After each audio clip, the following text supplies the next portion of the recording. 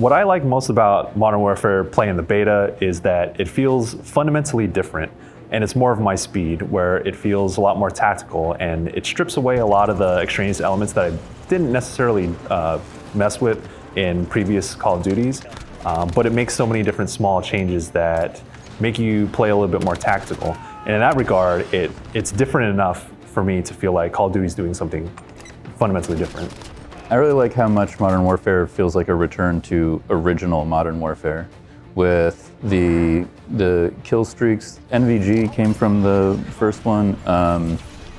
There's these throwbacks that help somebody like me who's been sort of a lapsed Call of Duty player. You know, I've played a couple of the recent multiplayers, but in general, I kind of like went away from this series, and this feels like a reason to come back to it. Got Charlie. Bravo. Enemy UAV overhead. One of the things that was really interesting is I think we all came to like this beta for really different reasons. Like, I love ground war, but could not stand gunfight. Sure. And you felt like 100% the opposite. Yeah. But we're all from different backgrounds in gaming, and we all found something in this beta that we really liked and could stick with. I'm coming to it from a perspective as someone who played a lot of competitive Counter-Strike. I'm playing Modern Warfare like that now, where I'm checking corners and I'm going into rooms where I'm only peeking in certain angles to where, like, if I know someone's there, I'll be able to shoot them. And if not, if no one's there, then I can move on. It moves much slower. And everything that they've built around the systems, even like small changes, support that style of play. Whether it's the way you ADS, movement speed, the way you peek around corners, or the way the different attachments give you different advantages in certain styles of play. All these small changes kind of feed into that style of game. And I think that actually speaks to almost like the design philosophy of the whole game, is that each of those little things address something else in the game itself. Like, you know, for a long time we've wanted like just the quality of life benefit of being able to edit our loadouts during a match. And as much as that's sort of something I've always wanted to be able to do, there's even purpose to it in this game, where, you know, when you drop into a match of like NVG and realize, like I dropped in when I realized that the scope that I had on my rifle was like messing up my sight picture when I go to ADS, and I could just on the next life pull the scope off and then jump into the next phase of the match, ready to go.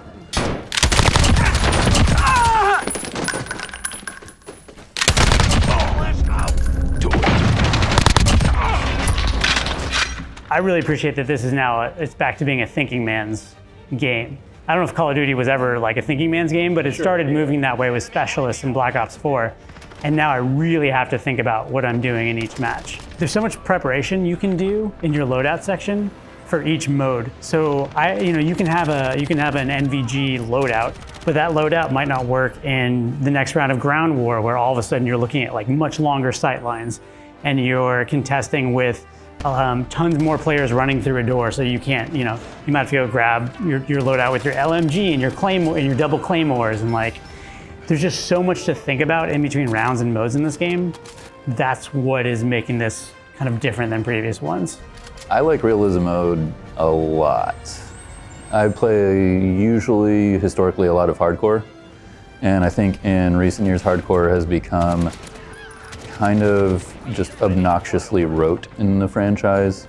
You know, the time to kill is so low that, you know, you just an errant shot in the foot takes somebody out, and it feels like a different game just because time to kill doesn't feel right. But with Realism, what I think is interesting is that it strips so much down the removal of feedback, that you don't get hit markers, that you don't have a feed that tells you that you got to kill, that you don't know. Yeah. You know, you see somebody in a doorway off in the distance and you take some shots and don't know. Yeah, there are a lot of times playing Realism mode where I busted out a few shots from someone who was like off in the distance, off in the bushes, and I was like, oh, did I get the kill or not? It's sort of like how Cyberattack feels like it brings the best things out of like, you know, demolition or search and destroy, that Realism kind of takes some of the best things out of hardcore and makes it like kind of a more fun mode. Like, It doesn't have like friendly fire. You can't kill your own teammates. There's still healing. You know, it's not like fully hardcore, but those tweaks that they made make it kind of more interesting and a more fun alternative to like the regular modes. We're halfway there. Keep going.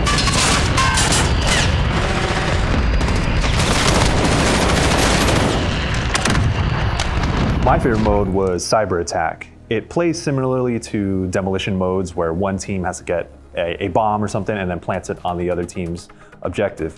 But it's different enough in the sense that, you know, you play it differently because you can revive teammates. That's a huge thing. And I was playing a lot of Cyberattack matches where it was maybe 1v1, and that plays a lot different than if I revive the teammate and now it's 2v1. The tactics change on the fly, and you in the mode you have 2 minutes to revive any teammate that gets down. But you know, I've seen matches shift from 2v2 to all of a sudden it's 5v2 again, Yeah, right? I had a couple of 5v3, those. Yeah. and it even got back to like one person died and they revived someone else, and now it's a 4v4 and we're back to square one. It's that element shifts the dynamic so much in that mode, and I like playing those modes where you have one life to live, but now it's like I have, like if I die early in the round, you know, there's a chance that I might come back and still play a role in this. So it kind of alleviates the disappointment of dying early in those types of modes. Even though I like those style of modes, kind of goes back to what drew me to Counter-Strike. But adding that element of being able to revive teammates plays such a huge role. It's a lot more exciting in that sense. As much as I like the competitive aspects of this game that remind me of competitive Counter-Strike, crossplay is another thing to think about. I mean, I know that you can tie yourself to certain control schemes. Like I can say that I only want to play against other players who are using controller. This is, I played a lot of this beta on PC, and when I was playing against console players, man, I was like wrecking fools. I think it's an unfair advantage. Now, a very good console player can keep up with probably an average PC player. I would call myself maybe an average PC player in the grand scheme of things.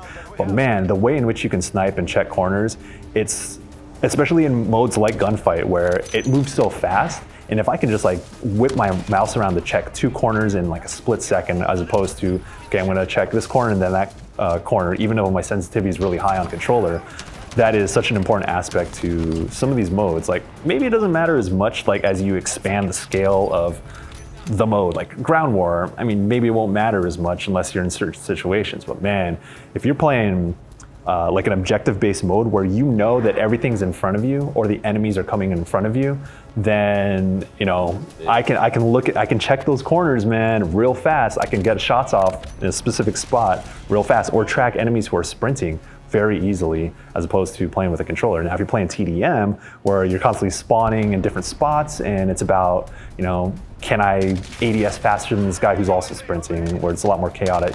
Maybe the bar is a little bit more even in that sense. But man, in these objective-based modes or smaller, fast-paced modes, I don't think you want to enable crossplay if you're a console player.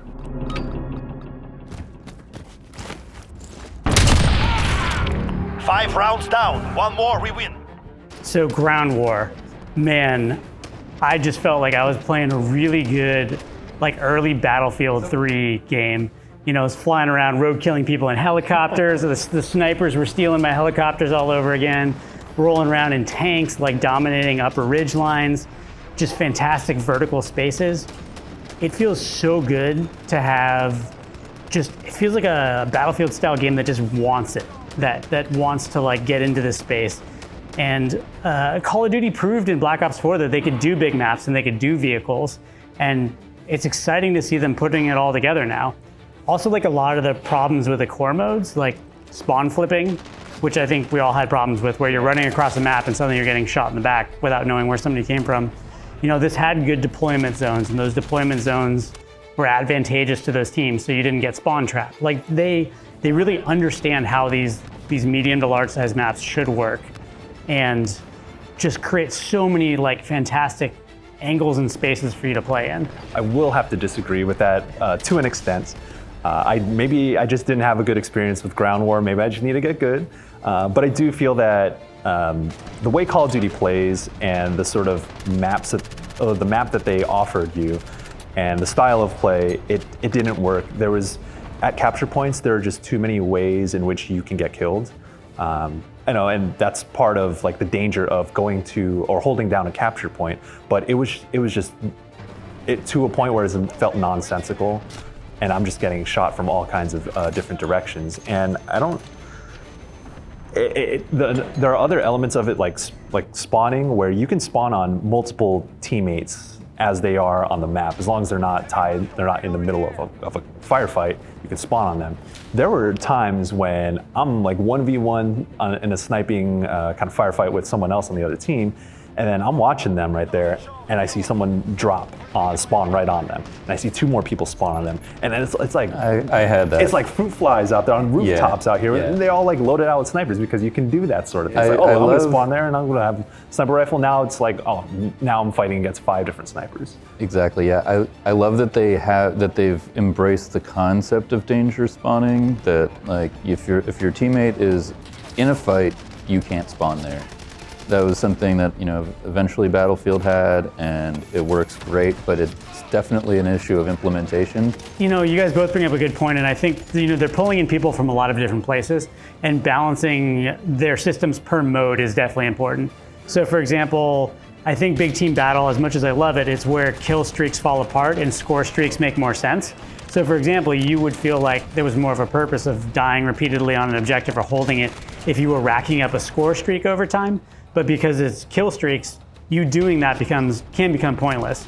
Or like you playing as a support role, so like shooting down UAVs, which is super important, or like supplying teammates with stuff, you're not getting rewarded for support actions, which is where I think score streaks make a little bit more sense in some of these modes. One thing you did mention was kill streaks, and score streaks or kill streaks, I just don't think they work for ground war. It's just too much, man, because there's so many different players that can rack up those kills necessary to unlock the kill streaks on there. So you have cruise missiles flying way too often. I mean, is there a moment that a UAV isn't flying at all? Like, might as well just like put everyone on the damn map so you can see where everyone is, because the rate at which you rack up kill streaks and you have so many players doing that, it's like, ooh, that's too much. I don't know, they may change something in the future leading up to launch to kind of alleviate that sort of thing, but I don't think kill streaks have a place in ground war. Friendly precision airstrike inbound.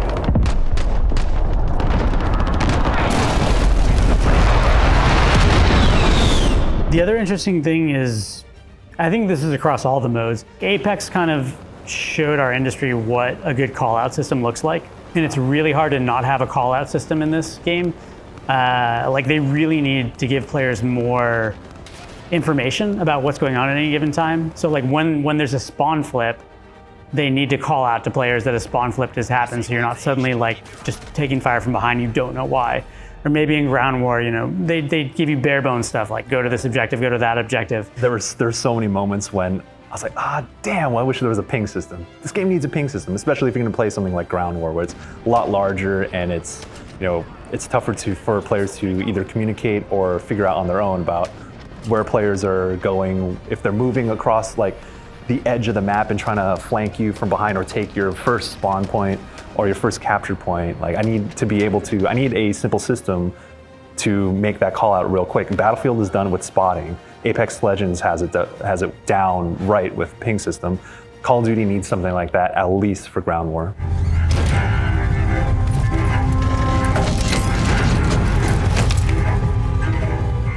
So after this beta, coming from Counter-Strike or coming from really like an old school Call of Duty, are you looking forward to the release? Do you feel like there's enough there for you at this point? Yeah, I think so, because there are a lot of different modes that I didn't even get to mention. Like night vision mode is a really cool thing. It changes how you play the map, even though it's it's nighttime.